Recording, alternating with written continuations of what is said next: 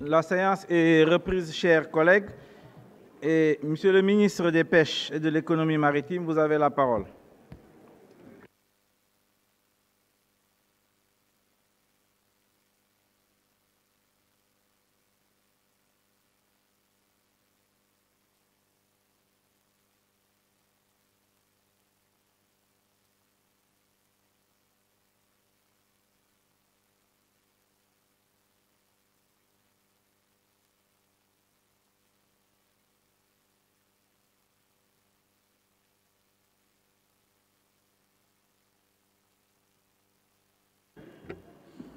Je vous remercie, Monsieur le Président, Messieurs les ministres, chers collègues, Messieurs les hauts fonctionnaires qui m'accompagnent, Mesdames, Messieurs, honorables députés, chers collègues, c'est avec un réel plaisir que je retrouve l'hémicycle. Cet hémicycle qui a fait partie de ma formation d'homme politique, mais aussi d'homme tout court. Je faisais partie de la 13e.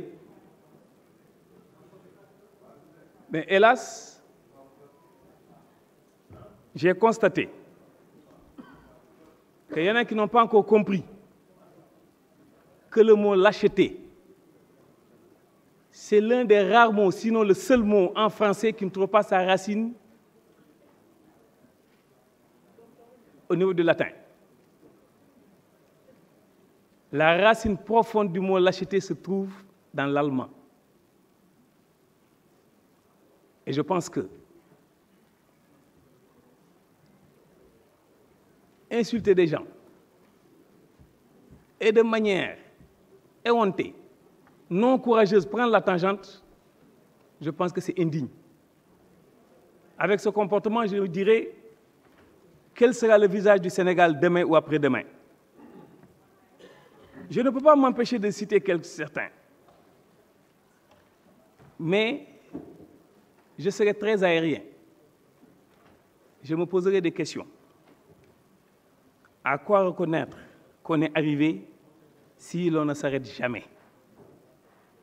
Un de vos collègues, pour ne pas le nommer, parce que c'est devenu du succès, il oublie la réalité de l'action, celle de la vie vraie, car avec son comportement, dommage, il n'arrivera à rien du tout.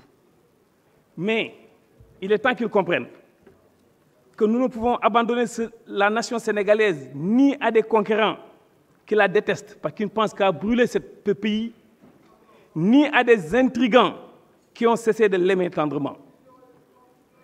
S'il vous plaît, chez nous, nous parlerons de la concordance des temps. Les autres sont des adeptes de la discordance des temps. Je vais fausser complètement la ligne et l'angle d'attaque, parce que nous sommes à la 12e année du régime du président Macky Sall. Il est temps de faire un bilan.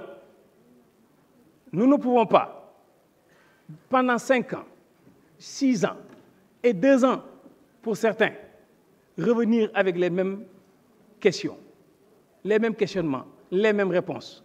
Mais l'information, elle est éclairable. Ça ne se ramasse pas de manière ordurière. Si cette information elle est ordurière, le langage ne peut être qu'ordurier. Non, nous devons changer complètement de paradigme. Nous devons faire une immersion extrêmement profonde pour aller chercher la vraie information. Parce que vous êtes des représentants du peuple. On ne doit pas avoir les yeux à la bouche et se comporter comme on veut. Non. Concordance des temps, oui. Parce que la vie politique, elle se résume en 5 temps. Le temps historique, c'est le temps des décisions très longues. La définition des stratégies qui doivent décider la destinée d'une nation. Le PSE, oui, le changement structurel de l'économie. 1. 2. La transformation du capital humain, la paix et la sécurité. Le temps politique. Mais comment on peut être politicien et fuir le temps politique? Le temps politique, c'est quoi? Ce sont les rendez-vous électoraux. Ce sont ces joutes verbales. ces confrontations d'idées au niveau de l'hémicycle. C'est ça le temps politique.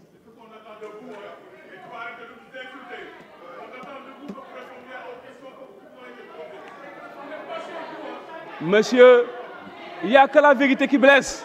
J'en viendrai à vous, ne vous en faites pas. J'en viendrai à vous, ne vous en faites pas. Monsieur, j'en viendrai à vous.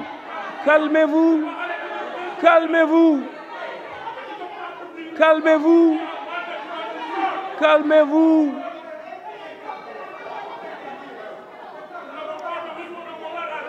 Monsieur,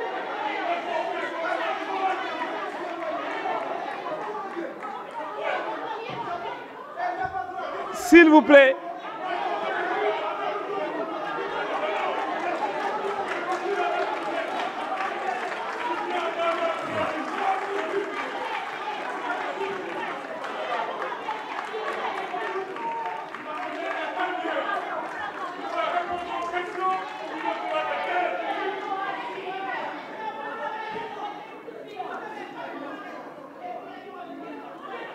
S'il vous plaît.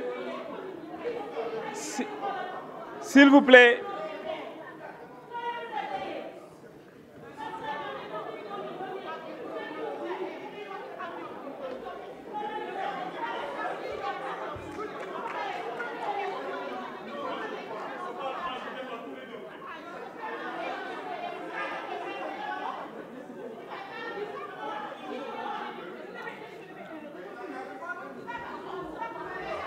S'il vous plaît, s'il vous plaît, j'ai été député, je connais cette pratique, j'en ai fait 5 ans. Ce ne sont pas ceux qui ont fait 1 an et demi qui peuvent m'apprendre comment se comporter, du tout. Nous sommes au moment des joutes verbales, nous sommes au moment politique et le temps politique.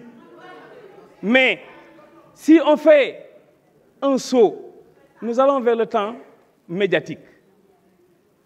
En commission, nous n'avons entendu personne. Mais nous avons les caméras.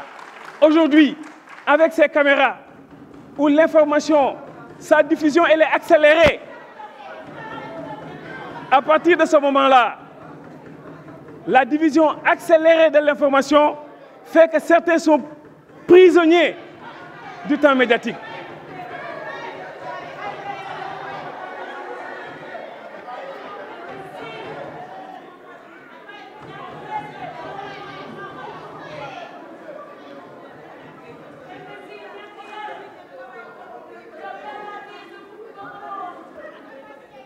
Après, nous avons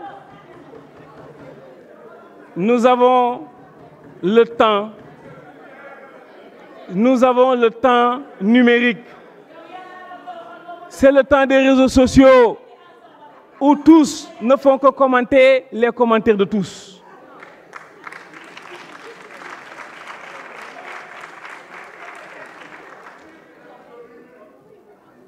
Nous arrivons au temps pratique.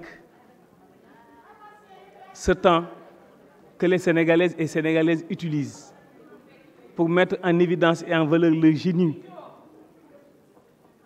créateur, ce génie qu'ils ont, mais aussi mettre en évidence leur humanité.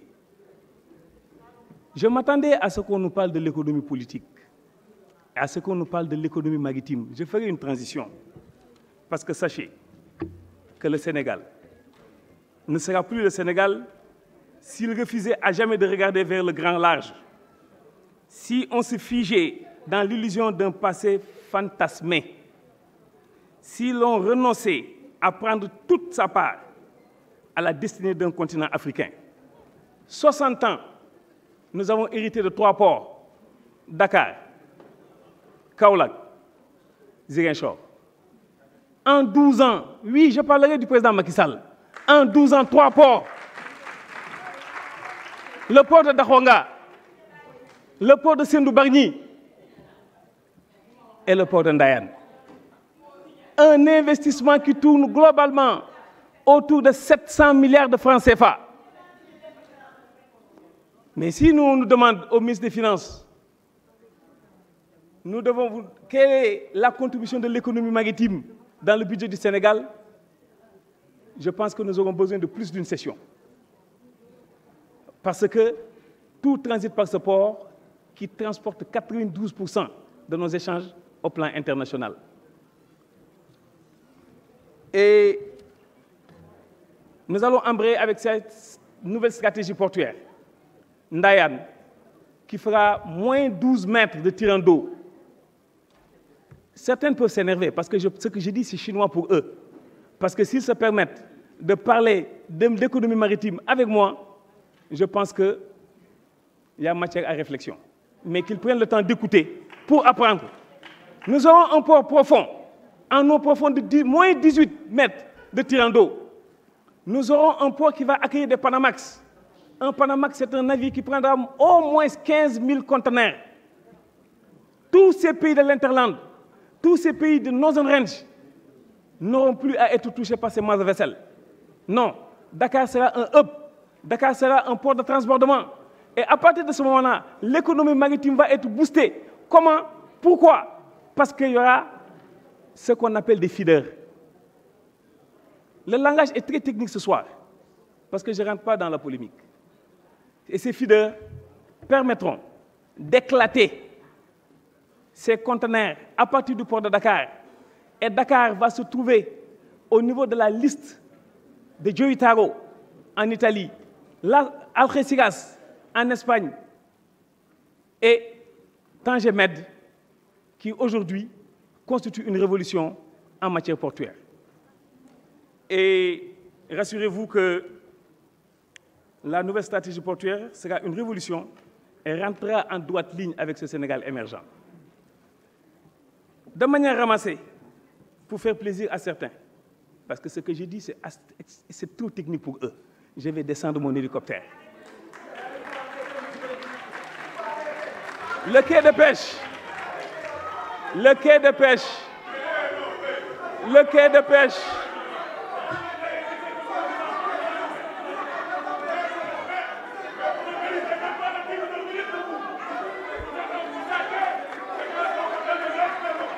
Chacun a droit à la parole. Je dis...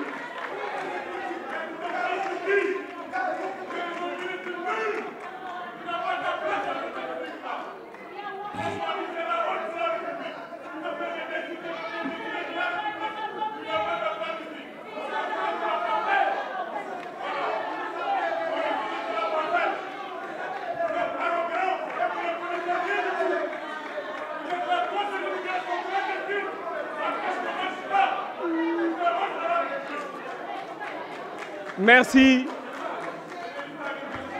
C'est le temps politique.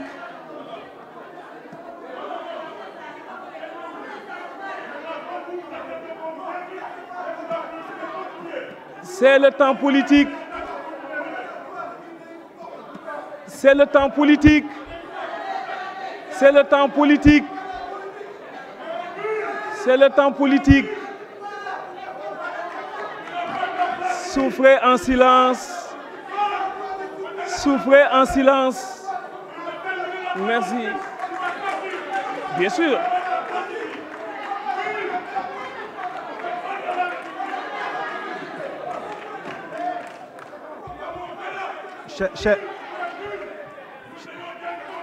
Chers collègues,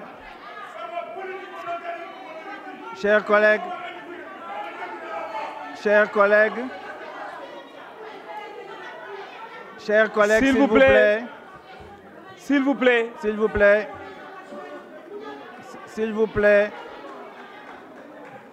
chers collègues, s'il vous plaît, Monsieur le ministre, essayez de répondre aux questions, s'il vous plaît.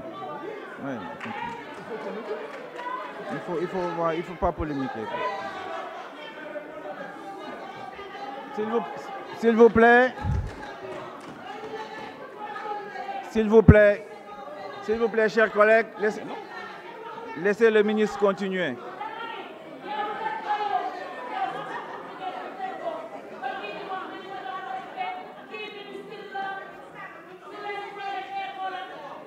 S'il vous plaît. S'il vous plaît. Madame, vous plaît. Honorable député. Chers collègues. Honorable député. Chers collègues, je vous demande,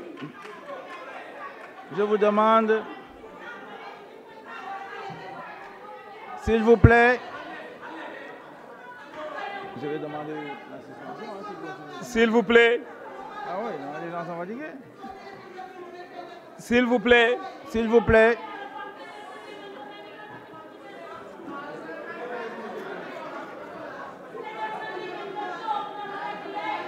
Mais, Monsieur le Président,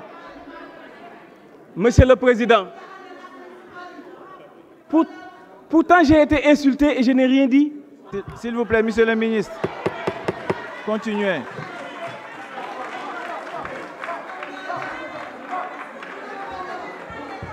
Je vous dis,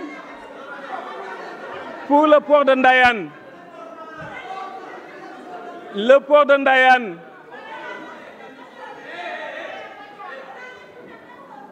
Ndayane prévoit 150 000 emplois.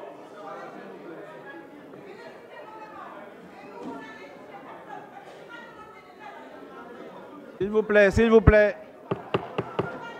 S'il vous plaît, laissez le ministre continuer, s'il vous plaît. Le port de Ndayane a une projection de 100 à 150 000 emplois. Pour le quai de pêche de Mbour, pour le...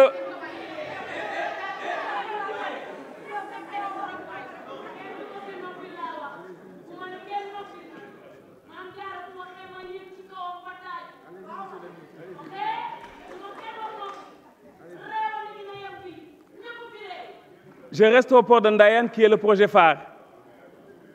Le port de Ndayane, la date de finition, je pense que nous sommes entre 52 et 60 mois. À compter de la date de départ, qui se trouve être le 1er janvier 2023.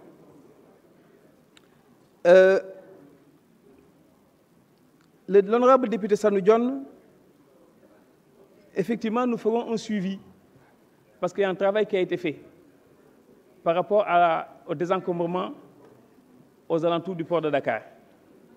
Je peux vous assurer que Monsieur le directeur général du port fait autant que faire se peut pour que ce suivi soit une réalité parce qu'il y va du fonctionnement du port de Dakar. Et vous savez qu'au début, c'était difficile. Il a fallu beaucoup de courage, d'abnégation, mais aussi de volontarisme.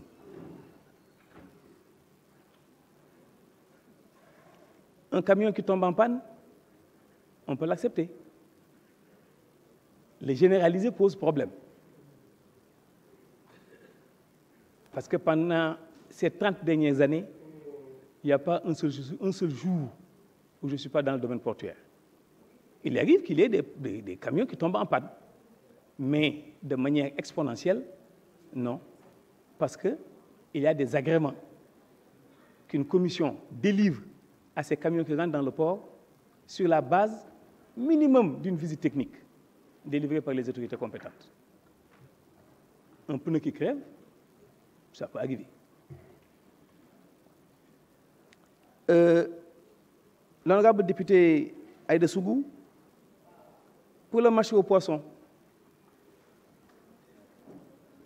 quand j'ai pris service, l'eau et l'électricité étaient en passe d'être coupées. Il y avait une accumulation des factures et j'ai injecté des crédits additionnels d'un montant de 85 millions de francs pour permettre à ce marché de pouvoir continuer parce que ceux qui réclament des revenus par rapport au marché aux poissons ne comprennent pas que l'essence du marché aux poissons, ce n'est pas de faire des bénéfices. Non, mais c'est un outil qui illustre l'accroissement des biens collectifs. Parce que vu le coefficient d'attraction et d'évasion qu'il y a dans ce marché aux poissons et le rôle que ce marché joue, je pense qu'on ne peut pas parler de bénéfices concernant ce marché. Mais ça dépend des profils. Monsieur Alioune Gueye, la gratuité du magasinage. La gratuité du magasinage a pour conséquence la congestion portuaire. Un armateur qui prend un conteneur, qui le loue et qui le peint avec son logo, paye un montant de $25 par jour, utilisé ou pas utilisé. C'est ce qui justifie les surestaries au niveau des armateurs et le magasinage et du ressort de Dubaï Port, qui a fait son investissement, et un investissement doit être rentable. Le conteneur ne peut pas être transformé en magasin de stockage.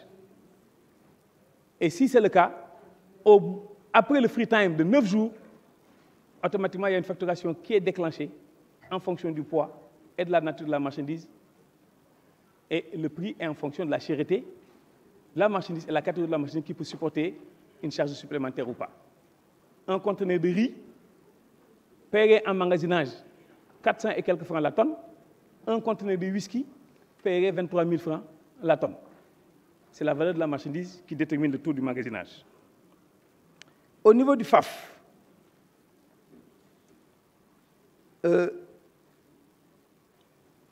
les CLPA commencent à recevoir. J'ai signé conjointement avec mon collègue des Finances un arrêté où les 60% sont défalqués pour les CLPA.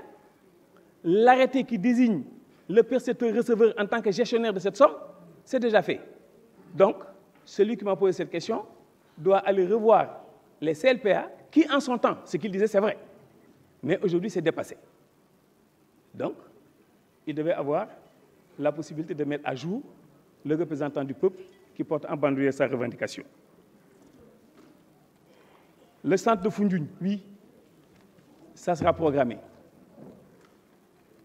Je verrai les services compétents, dont M. Ousmane Diaye, qui est là, qui va y descendre pour faire le diagnostic et la collecte des informations.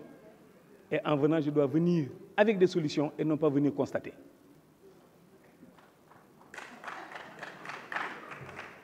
M. Ibrahima Diop, du PDS, il me parle de la rareté du poisson. Vous savez, ce poisson qui est pêché n'est pas jeté par-dessus bord. Il n'est pas aussi jeté à la poubelle. Ce poisson est consommé. Et la pression sur la ressource aujourd'hui se justifie comment? Par quoi? Vous savez, le monde qui est devenu un village planétaire, oui, quand on dit que le Sénégal importe du poisson, oui, la France en importe, l'Europe en importe, le Maroc en importe, le Sénégal en importe, oui, on n'a pas honte de le dire. S'il n'y avait pas cette importation de poissons, il n'y aurait pas ces licences qu'on a signées avec l'Union européenne.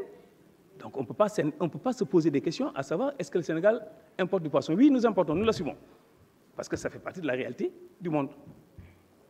C'est en 1882. 1882, on a atteint le milliard de personnes dans le monde. En 1982, on a eu 2000 milliards. Et depuis 1982, à des écarts de 10 à 15 ans, on a 1 milliard. Mais ce milliard est à nourrir. Ce milliard est à nourrir, ce ne sont plus les mêmes quantités. Et dans la mesure où ce ne sont plus les mêmes quantités, il faudrait encore plus pêcher, il faudrait encore plus faire de pression sur la ressource. À partir de ce moment-là, nous devons être beaucoup plus créatifs. Bonjour, l'aquaculture. Et entre le 15 et le 17 décembre, comme il l'a souligné le président Abdou Mbow, il y a une délégation qui sera là, qui a déjà visité Sédhiou, qui est la zone aquacole, et qui demeure dans la zone aquacole. S'il y a des députés, parce que je n'arrête pas d'inviter les députés, depuis l'année dernière, en commission en plénière, de venir. Les livres sont ouverts. Les livres sont ouverts. Mais quand on lit à l'envers, ce n'est pas la peine de venir. Je vous remercie. Merci. Je vous remercie, Monsieur le ministre. Le ministre des Finances et du Budget, Vous avez la parole pour 10 minutes. Vous avez la parole pour 10 minutes. Voilà. S'il vous plaît. Monsieur le Président. S'il vous plaît, Monsieur le ministre. S'il vous Monsieur plaît. le Président. S'il vous plaît, chers collègues. S'il vous plaît, chers collègues, le ministre des Finances a la parole. On vous écoute, Monsieur le ministre. Oui, Monsieur le Président, honorables députés. Là, je pense qu'à la suite de mon collègue Pape Sanyambay, je voudrais d'abord cadrer la politique, la pêche, l'économie. Chers collègues, je vous en prie là. Je vous en prie. Je vous en prie, c'est le ministre des Finances qui a la parole. Allez-y. Voilà, Monsieur le Président, honorable député. Donc, je commencerai tout d'abord par la politique. La politique en matière de pêche. Cette politique, nous savons tous l'importance au plan économique de la pêche. Sa contribution à la sécurité alimentaire, son effet d'entraînement sur les activités de transformation artisanale et industrielle, sur le transport et sur la rentrée de devises. C'est ce que nous, les économistes, nous appelons les effets de liaison en amont et en aval de la pêche. C'est ainsi que dans le plan Sénégal émergent, je pars toujours du PSE, la pêche était concernée par 2 projets phares. N'oublions pas que le PSE comprenait 27 projets phares. Et les 2 projets phares au niveau de la pêche, un, c'était le développement de l'aquaculture. Je discutais tout à l'heure avec les experts du ministère qui me disent que la dernière étude de la FAO démontre qu'en 2025, 57% des ressources halieutiques que nous mangerons proviendraient de l'aquaculture. Voilà que le PSE indique comme projet phare, le premier projet phare, c'est le développement de l'aquaculture. Le deuxième projet phare du PSE, c'est la création de 3 pôles industriels intégrés de transformation des produits de la mer. Voilà le cadre. Voilà comment, à travers le plan Sénégal émergent, la pêche est une priorité pour le gouvernement. Et ça se traduit par des chiffres éloquents.